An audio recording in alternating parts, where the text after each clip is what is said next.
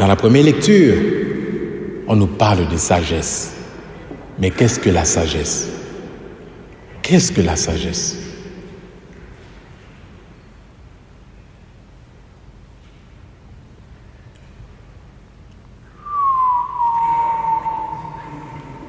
Oui.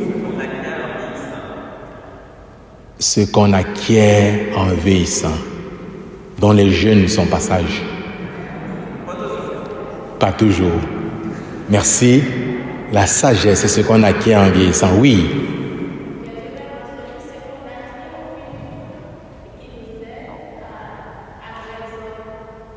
Ce qu'on acquiert en vieillissant et qui nous aide à raisonner.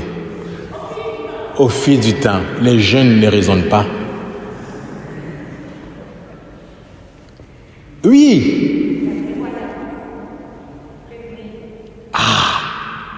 La sagesse sert à prévenir.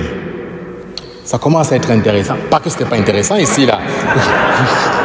Ça commence à être plus intéressant parce que là, on peut prévenir. Donc les jeunes peuvent, oui. L'équilibre. La sagesse aide à l'équilibre, oui. Oh! Lui dit que la sagesse, c'est la voix de l'Esprit Saint qui parle à nos cœurs. Très intéressant. Encore intéressant. Il y avait une main là.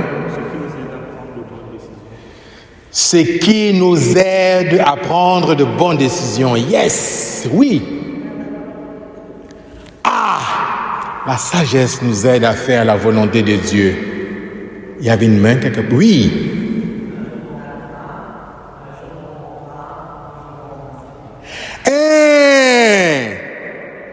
Moi, je peux partir, hein.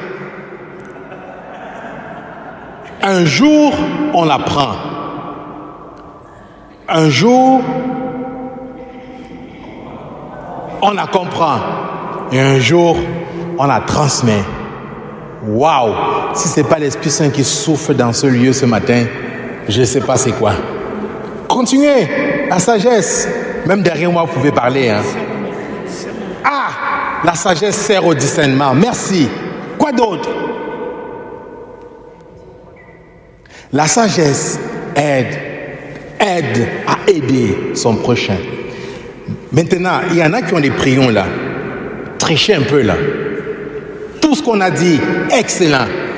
Mais dans ce texte-là, comment nous est présentée la sagesse?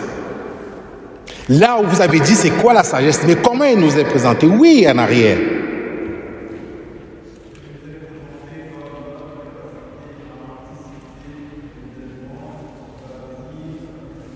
Un peu plus fort et lentement.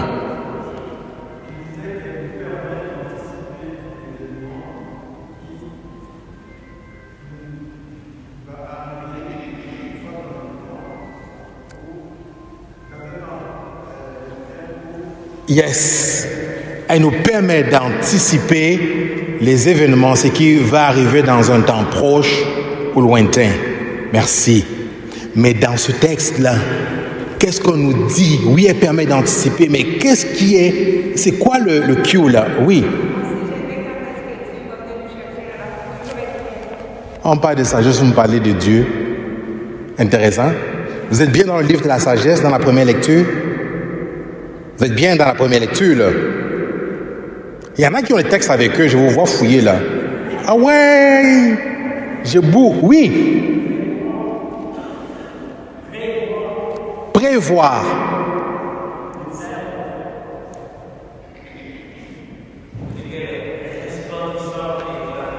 Elle est resplendissante et éclatante. Quoi d'autre? C'est le discernement. Quoi d'autre?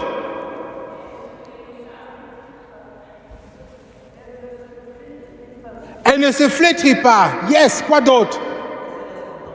Elle se laisse contempler. Quoi d'autre?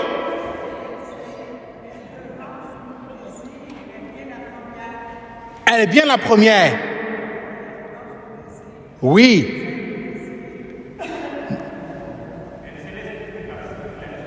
Elle se laisse? Elle se laisse trouver par ceux qui la cherchent. Quoi d'autre?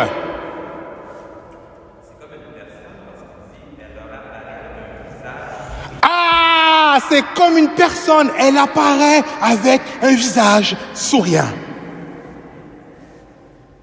Bien-aimé dans le Christ, la sagesse est personnifiée. Voilà le sommet. Oui, tout ce que nous avons dit sur la sagesse, c'est vrai. Nous, on la reçoit. Ah, j'étais tellement beau que j'ai oublié. Elle se donne. Ensuite, elle se comprend et elle se transmet. Yes, j'aime beaucoup l'image. Elle se donne, elle se comprend et elle se transmet. Voyez-vous tout ce que nous avons dit. Yes. Là, le sommet, c'est que la sagesse est personnifiée. Elle est présentée avec un visage souriant. La sagesse ici, c'est Dieu.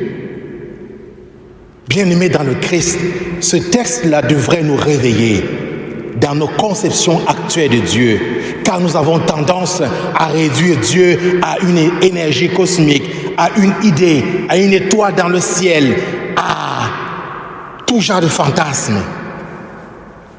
Mais si la sagesse n'est pas personnifiée, si elle n'a pas un visage, ce n'est pas Dieu.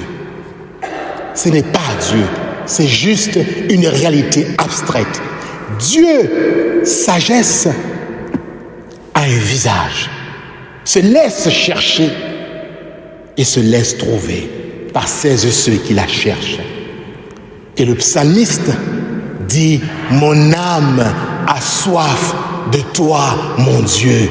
Nous sommes donc appelés à chercher Dieu dès le lever du soleil, du lever du soleil au coucher du soleil. Nous sommes appelés à chercher Dieu en permanence. Dieu doit être notre respiration. J'arrête de respirer, j'arrête de vivre de Dieu, alors là, je ne suis plus un être vivant, vivant en Dieu. Cherchez Dieu tant qu'il se laisse trouver.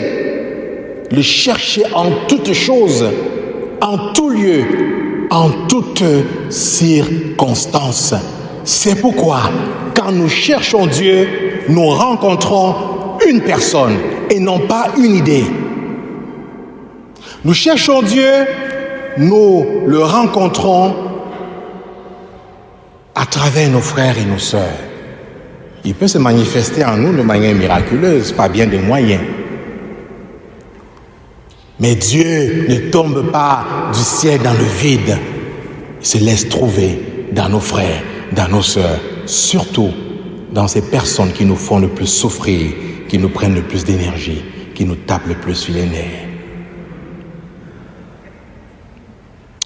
Bien-aimés dans le Christ, Saint Paul, dans sa première lettre aux Thessaloniciens, nous redit que nous sommes appelés à être des hommes et des femmes d'espérance, à ne pas nous comporter comme des païens pour qui la mort en cette vie est la fin de tout.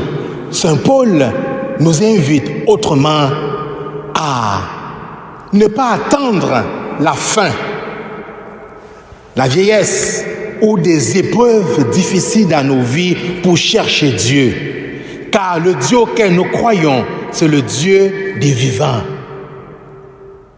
Il nous le révèle par la résurrection du Christ, par sa mort et résurrection. Voilà pourquoi le Dieu de Jésus-Christ n'est pas le Dieu des morts, mais le Dieu des vivants. N'attendons pas, ne renvoyons pas demain en disant c'est quand nous serons vieux que nous allons chercher le Christ. Non, c'est maintenant. Car Dieu se laisse trouver maintenant et pour l'éternité, pour nous accompagner sur la route chaque jour. N'attendons pas demain, n'attendons pas les épreuves, la mort, la perte d'un être cher, la maladie, les mauvaises nouvelles pour chercher Dieu ou pour rechercher une réalité supérieure, comme disent beaucoup de personnes. Dieu se laisse trouver par celles et ceux